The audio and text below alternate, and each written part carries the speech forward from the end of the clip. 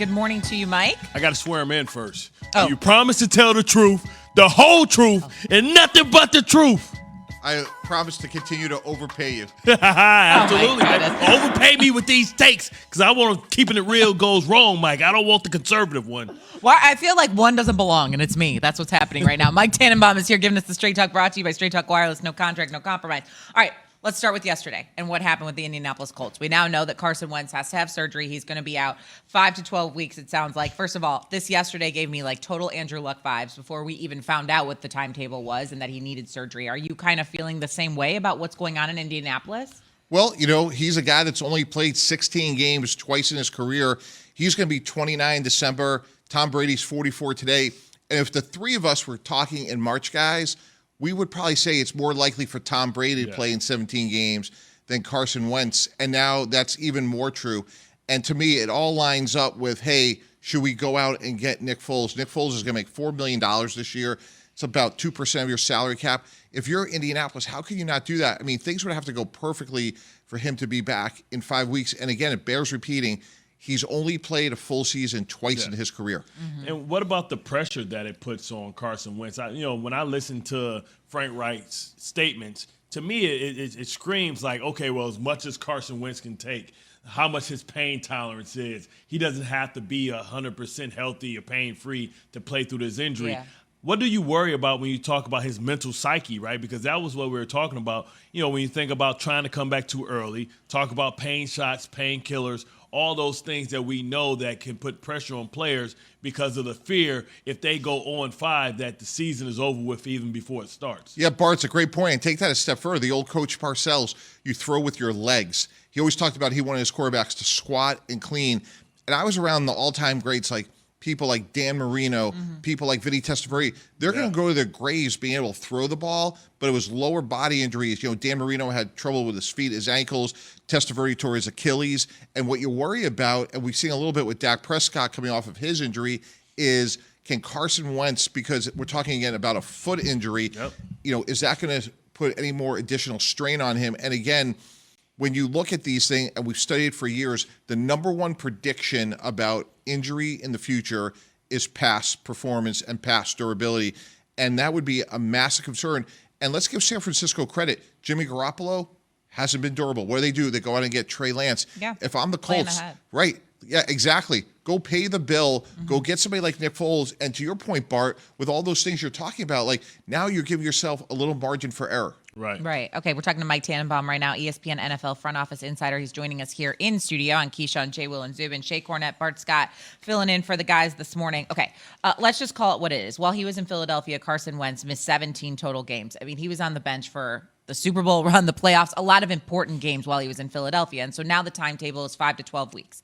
We know he's injury prone. Now what'd you call him, the Glass Man? No, Mr. Glass. Mr. Glass. He's Samuel Jackson off Unbreakable. Mr. Glass earlier. I think I So broke if you're my sternum. looking at a 5 to 12 week span, like what does that tell you about Carson Wentz? You're leaning towards the later half, the earlier half, it's wait and see. Like what are you thinking if you're the GM of the Colts? Well, again, I think we have to recalibrate ourselves. We're talking about an 18-week marathon. We're talking about 17 games. Right. So, again, we can talk about Dak Prescott. We certainly can talk about Carson Wentz here, but this is a long way to go, and I want to know that Carson Wentz is ready for the stretch run more so than just opening day, and that's, again, unfortunately, I've been there. Ryan Tannehill had a season-ending preseason injury, non-contact play towards ACL. We had to go get Jay Cutler out of the Fox booth because he knew Adam Gase's offense. Right. You're sitting with a third stringer in Nick Foles, who knows Frank Reich's offense for $4 million. I don't see any reason if I'm the Colts, even if you like Jacob Eason, that's great. But again, we're talking about a 17-game regular season.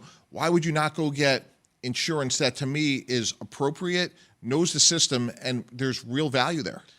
Right. That sure beats throwing $10 million at Phillip Rivers, correct? So, I mean, where do you go? Do you go with Phillip Rivers or do you go – I mean, because really at this point, we know Nick Foles is probably on the cusp of maybe potentially being one of the last cuts unless they want to do him a favor and cut him early so he can find another job because he would be one of the best backups in the league. What do you think the price tag it is for Indianapolis to go out and get a guy like Nick Foles, 6th, 7th round pick. Yeah, and maybe I do a conditional pick where, like, hey, if he plays more than half the games or we go to the playoffs and he's playing, maybe that bumps up to a 3rd or a 4th round pick, which, by the way, if you're the Colts, you would do backflips to pay that pick. So there's a trade to be made there. And look, if you're the Bears, your future is Justin Fields. You have a nice backup in Andy Dalton. So, like, to me, there's a win-win there. And the other thing, too, and as a GM, this always keeps you up at night, is if you're going to trade a quarterback, you like to trade him out of conference. So if Nick Foles goes on fire like he did a couple years ago, you want him out of the conference. All right, let's switch gears and let's go to something else we were talking a lot about yesterday, and I'm going to relate this back to you. Again, we're talking to Mike Tannenbaum right now, ESPN NFL front office insider. So the Browns went out and they paid Nick Chubb, right?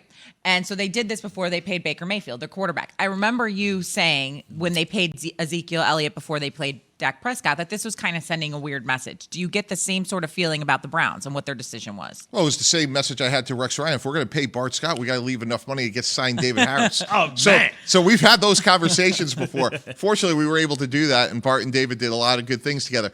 In all seriousness, I think the situation is a little bit different because I think what's interesting to me is when you look at Josh Allen, Lamar Jackson, and Baker Mayfield, all 3 are eligible for extensions, and none of them have signed. To me, that's a little bit more than a coincidence. Yeah. So I think one of the axioms that applies here, Shay, is as a GM, let's apply time and effort into problems we can solve, which is, hey, we got some really good players here. Denzel Ward, Nick Chubb. And I know the whole axiom, like, do you have to pay running backs? You got Kareem Hunt. But Nick Chubb's a really good player. I thought that deal was good value for Cleveland. Mm-hmm. So I think the situation is a little bit different.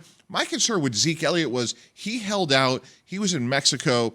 He had 3 years to go, and you have a franchise quarterback in Dak Prescott. I thought that was a little bit tone deaf. I thought that sent the wrong message for the wrong reasons, that a guy's holding out with 3 years.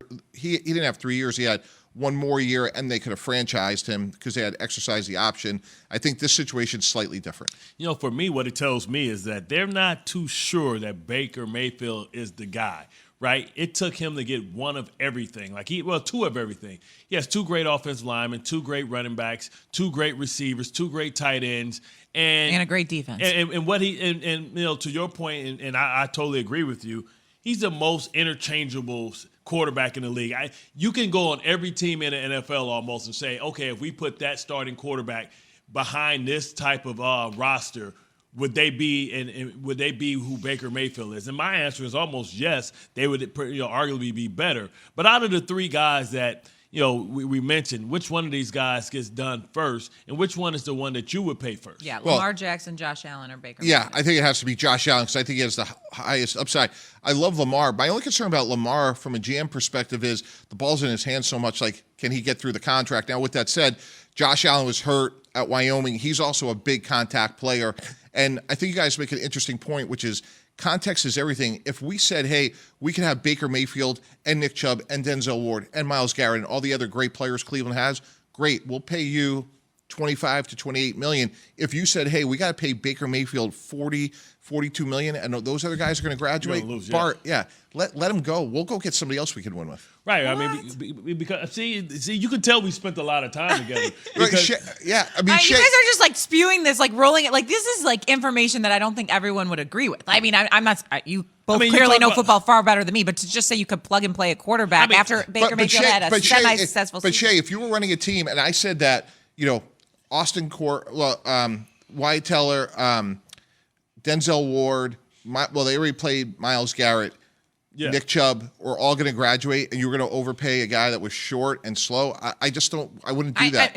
I get it. It's just like he's finally had a very successful year in Cleveland, and then now we're like, well, we could plug and play someone else. He was the number 1 overall pick. I mean, I wish we can play this game but also, like, when you play a player that type of money, I mean, you got to go say which teammate do you want to cut, right? I mean, you look at yesterday. I mean, I knew that the reason why the Ravens didn't sign Judon is because they knew they had to pay Lamar Jackson, so they had to get a wily veteran like they did with Elvis Dumervil when they had to pay like Joe Flacco. So that's why they went out and got Houston, because they have to get a rental, because they have to tell Lamar Jackson that you have to be good enough for yourself, but also to replace that player. Right? We saw this happen with Russell Wilson when the Legion of Boom left. He had to prove that he can carry a team, because when you get paid that type of money, eventually you're going to cut some of your teammates. But I would love to play this game. Like, we can go down the list and we can say, okay, if we put this quarterback there, would the Cleveland Browns be better?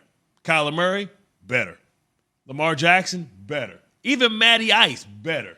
Josh Allen, better. Sam Darnold, I think it could be a push. Joe Burrow, better. Right? You're pointing out all the good quarterbacks. No, I'm just going down the list in order. Dak Prescott, better. Shay, not to gang up on you, but another way to say it. I can handle it. If we were drafting the AFC quarterbacks, I had Baker 8th. Now, you could argue maybe he's 6th, but he's not better than Patrick Mahomes. He's 3rd in his division. Yeah, conference. I totally agree.